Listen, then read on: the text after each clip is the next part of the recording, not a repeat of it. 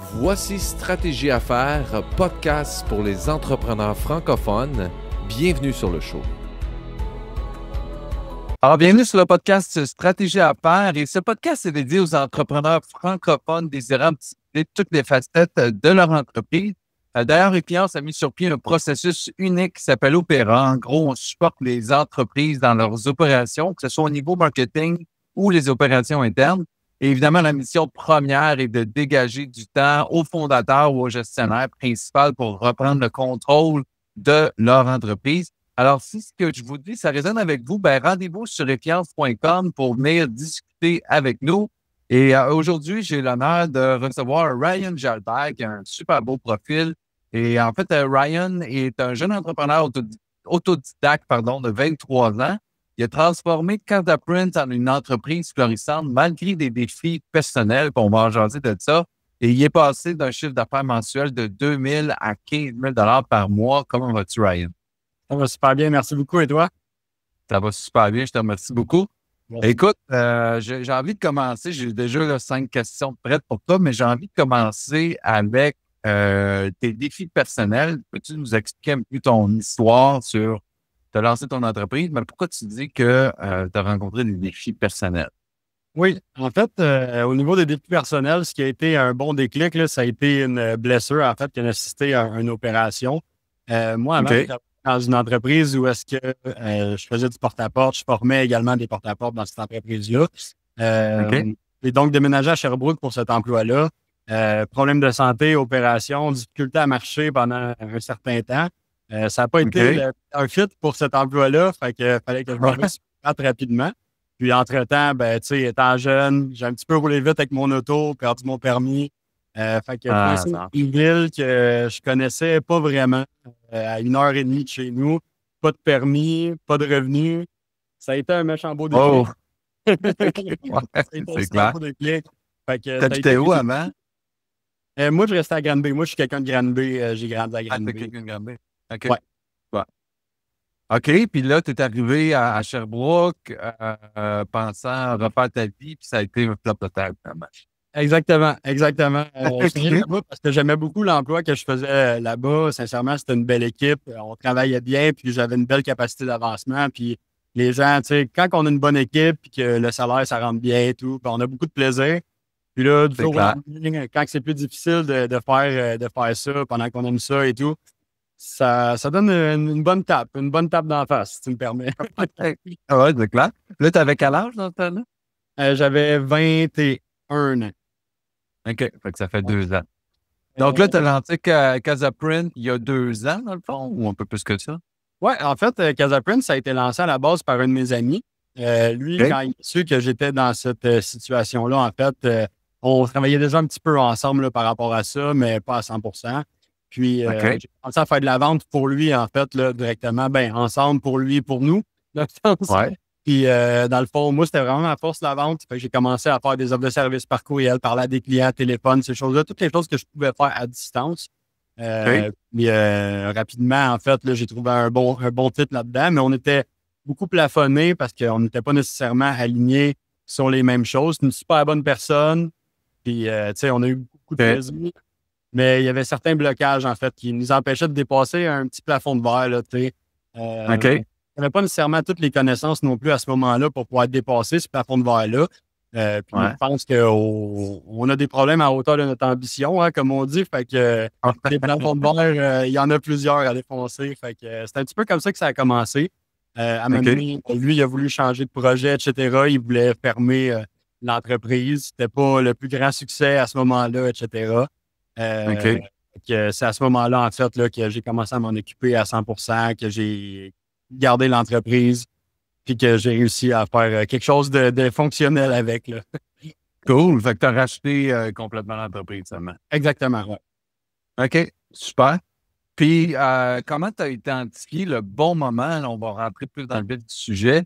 Comment tu as fait pour identifier le bon moment pour commencer à scaler l'entreprise? Puis, ça a été quoi les principaux défis que tu as rencontrés pour cette transition-là? C'est une super bonne question. En fait, le bon déclic que je me suis dit, OK, là, ça fonctionne, ça a été quand j'ai commencé à faire rentrer des clients qui sont assez volumineux, qui étaient mes anciens patrons. C'est des gens avec qui travaillaient, des compagnies qui avaient déjà plusieurs dizaines, dont un qui a 160 employés. Quand les autres commencent à vouloir des vêtements, ça commence à en demander beaucoup, beaucoup. Là, je me suis dit, man, il y a quelque chose à faire avec ça. Là. C'est quelque chose qui est scalable. Premier problème que j'ai rencontré, capacité de production. Hein, on est dans la production. Puis à ce moment-là, je travaillais sur une presse simple, tout seul, en fait, une petite presse. Fait que, mettons qu'on sortait pas grand-chose à la journée. Au niveau des délais, c'était moins plaisant. Au fur et à mesure que les clients sont rentrés et qu'on a commencé à un petit peu améliorer le processus de prospection, que j'ai fait rentrer quelqu'un aussi pour commencer à prospecter parce qu'à un moment donné, je peux pas tout faire. Non, c'est sûr. C'est ça le nerf de la guerre. Hein? Oui, exactement. Tu as tout compris, Alexandre. Puis, ça a été vraiment un bon déclic. Puis là, on met de l'argent, on achète du meilleur équipement, on augmente la capacité de production, des meilleurs processus de formation aussi pour pouvoir avoir un système qui est plus duplicable, fonctionnel. Ça a été pas mal dans mes défis, puis ça en l'est toujours aujourd'hui. Comme tu dis, c'est le nerf de la guerre. Puis, c'est le genre de défi qu'on rencontre plusieurs fois dans ce genre de parcours-là. Fait que, c'est sûr. Vous êtes combien d'employés là, actuellement? Il y a moi puis il y a 2 autres personnes. OK. Parfait. Ouais, exact. Tu t'occupes encore, puis ça va bien. Puis si on parle de stratégie de développement d'affaires, c'est quoi que vous faites actuellement? Au niveau de la stratégie, on a commencé à faire beaucoup de marketing dans les derniers mois. Au niveau Facebook Ads, Google Ads aussi pour avoir des clients plus qualifiés, prêts à acheter. Tu sais, c'est connu sur Google, les gens, ils tapent des mots-clés, ils sont prêts à aller de l'avant vers cette solution-là. Facebook, c'est super bon, sauf que les gens, ils tombent sur toi par hasard, puis c'est pas nécessaire. Ils ne sont pas nécessairement prêts à prendre action. On a commencé à beaucoup investir là-dessus. Processus de prospection aussi, qu'on essaie d'automatiser le plus possible. L'envoi des offres de services, ces choses-là. La personne qui vendait avec nous, elle était là pendant l'hiver, puis là, pendant l'été, partie faire du scellant, de l'asphalte, etc. Fait que il a fallu virer encore sur nos pattes par rapport à ça. Fait que j'ai trouvé un moyen d'utiliser ça un petit peu, aller chercher des adresses email qualifiées à qui contacter, en fait, puis avoir un bon pipeline, une bonne cadence aussi par rapport à l'acquisition. C'est pas mal là-dessus pour l'instant qu'on se focus là, au niveau de l'acquisition. Beaucoup de création de contenu aussi, la page Facebook, ça fait jamais de mal à personne. Un petit post, Instagram, LinkedIn aussi. De toute façon, il y a un petit peu là. Mais est-ce que tu peux dire que tu as généré des ventes, là, mettons 2 ventes depuis 2 mois à cause de tes posts Facebook? Oui. Sincèrement, j'ai cette chance-là. Pour de vrai, il y a des gens qui vont, par exemple, avoir entendu parler. Ils ont entendu parler de nous, ils sont allés voir sur la page Facebook, ils ont vu certains produits. Complètement par hasard, par contre, sur Facebook, je dirais peut-être pas là-dessus, tu as un point. Ça prend un petit quelque chose en arrière, quelqu'un qui glisse un petit mot, hey, Casaprint, ils font ça. Ou ben non, peut-être un offre de service dans laquelle je laisse mon lien vers la page Facebook pour que les gens puissent regarder. Puis là, le client, il me revient, hey, j'ai vu sur tel post, tu as pris le logo du client, tu as rajouté le numéro. Peux-tu me faire ça moi aussi? Fait que là, je sais qu'il y a une chose. Fait que, sincèrement, c'est pas mal ça au niveau de Facebook. Là. Ça dépend des niches, je dirais. Moi, j'ai mis beaucoup de temps, beaucoup de contenu développé depuis j'ai lancé Fiance, ça fait 1 an et 3 mois maintenant. Ça fait nouveau. Merci. Ça fait que j'ai mis beaucoup de temps à mettre des shorts, faire des shorts, puis des vidéos, j'en avais une par jour. J'ai généré un client, en fait, qui a été un bon client quand même depuis un an. Mais à part de ça, pas tant de plus. Je pense que j'ai été chercher des leads de façon différente. Puis après ça, juste le contenu vient appuyer dans le fond les leads que j'ai été chercher, puis qu'éventuellement peuvent se transformer en vente. Mais je pourrais te dire que pour toute l'énergie que j'ai mis, parce que ça a rapporté, pas tant que ça. C'est vrai que ça demande beaucoup de temps, création de contenu, beaucoup de créativité aussi. On peut essayer de ChatGPT, se donner des idées, mais le facteur humain, par contre, il faut le garder. Puis, je comprends parfaitement l'enjeu. C'est sûr qu'avec des shorts, même, je donne par exemple TikTok, là, qui rejoint un petit peu ton histoire. Ça fait plusieurs mois qu'on fait des vidéos sur TikTok assez récurremment, ces choses-là. Est-ce que c'est un vrai mot? Je suis pas sûr, mais c'est pas grave. Avec récurrence, mettons. Puis, écoute, au niveau des résultats de TikTok, ça a donné un client. Puis, nous, on cherche vraiment du volume. C'est un client qui ça a été une casquette. Fait que C'est comme, bon, écoute, plusieurs mois, plusieurs heures par mois, tu sais, à faire du montage, filmer, trouver des idées. Ils vendent une cassette. Tu sais. Exactement. Tu as de la visibilité, mais tu as tous les coûts qui vont avec aussi, puis le temps investi. Fait que ouais. Mais là, tu vois, moi, aujourd'hui, mon podcast, c'est ma façon de faire du networking. Tu sais, si je te rencontre, on se parle, on développe. À un moment donné, tu connais mon service, je connais le tien. Puis à un moment donné, je fais des tentacules comme ça.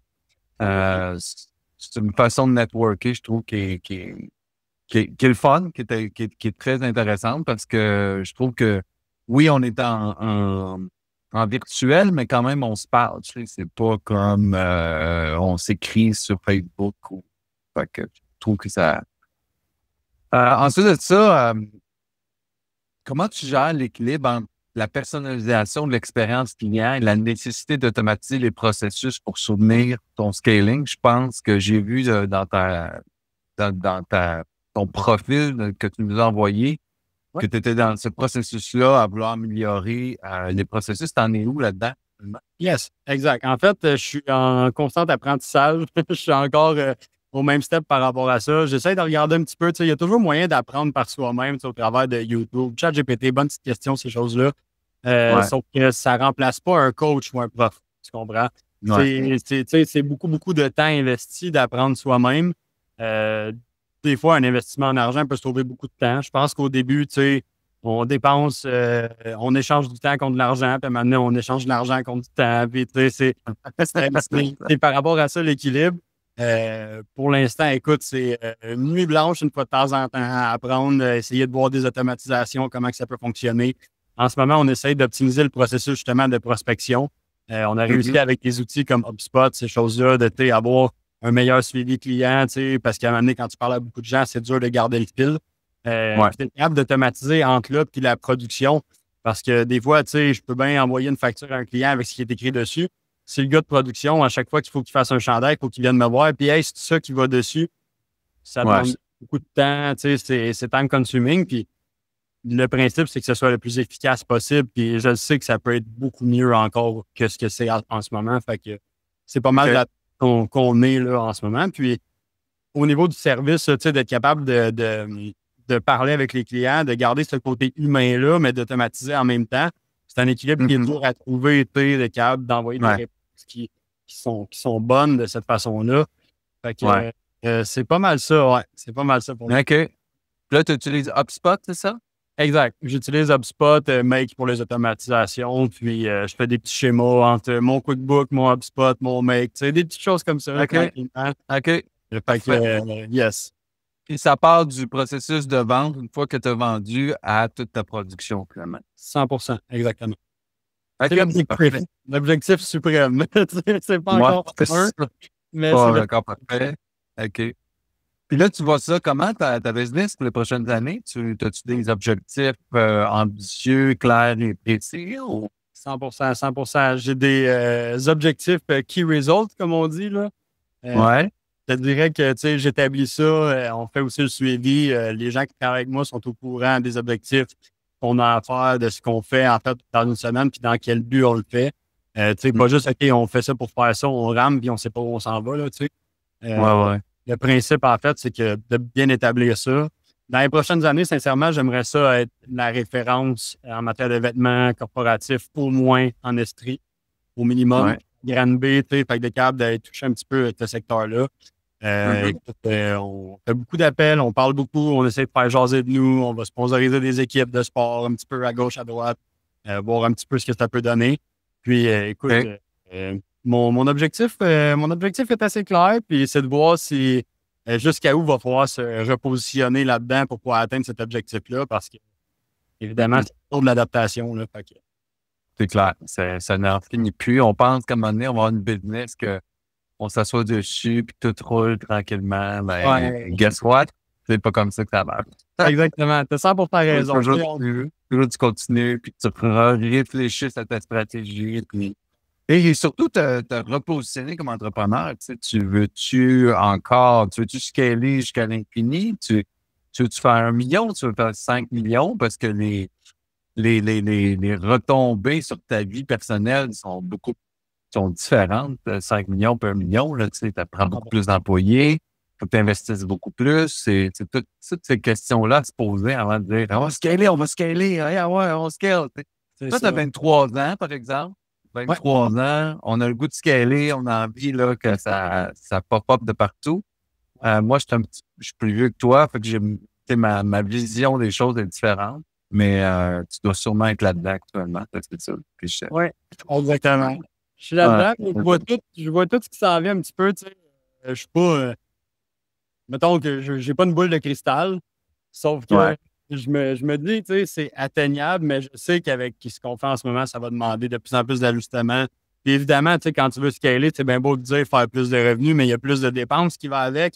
Si à un moment donné, tu atteins un seuil où est-ce que ça te prend 40 employés à atteindre ton objectif, mais que ta marge de profit nette à la fin est meilleure avec 20 employés en faisant... Tu sais, tu comprends ce que je veux dire? Ça peut Exactement. Mais... Tout à fait. Tu as tout à fait raison. Ah ouais. Yes. Tu peux grossir, puis au bout du compte, tu n'as pas plus d'argent dans tes poches. C'est ça, exactement. Fait que, tu sais, pourquoi rendu là? C'est de voir jusqu'où, tu sais, on peut aller caper là-dessus. Évidemment, tu sais, on est dans un service qui demande... Oups, excuse-moi, j'ai eu un coup de téléphone, puis vu que c'était un Mac, ça m'a... OK. Je l'ai pas entendu. Je l'ai pas entendu. Ça se ligne avec l'ordi, hein, ces affaires-là. C'est ça. Yes. Fait que, ouais, je me rappelle plus où j'en étais. Scaler, nombre d'employés, on fait pas plus d'argent. Oui, exactement. Fait que, tu sais, c'est de trouver justement l'équilibre par rapport à ça, puis la vie personnelle aussi, parce que, tu sais, j'ai une blonde, elle risque d'accoucher dans la prochaine semaine, peut-être l'autre d'après. Ah ouais, hein? Mon premier enfant. Fait que là, c'est sûr qu'il va falloir que je fasse plus à la maison. Fait que j'ai une grosse go pour être capable de rendre ça le plus autonome possible, mais on s'entend. Ouais. Ça prend beaucoup plus de temps que ça. Fait que, c'est clair. C'est clair. Ben, félicitations, papa. T'es-tu content, nerveux? Toutes les réponses.